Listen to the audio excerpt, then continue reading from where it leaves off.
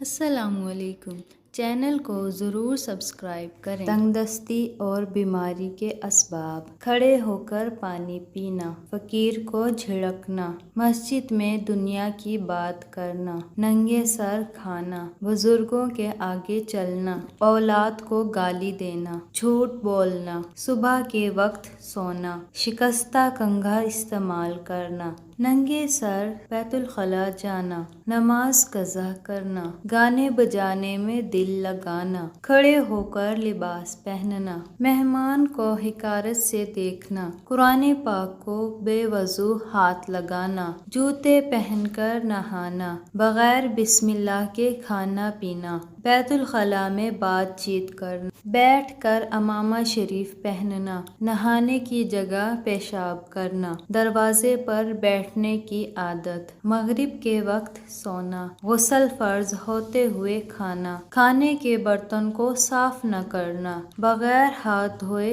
کھانا، اہل و عیال سے لڑتے رہنا۔ یہ وہ تمام باتیں ہیں جن سے ہم بچیں تو ثواب بھی ہاتھ آئے گا اور تنگ دستی اور بیماریوں سے بھی محفوظ رہیں گے۔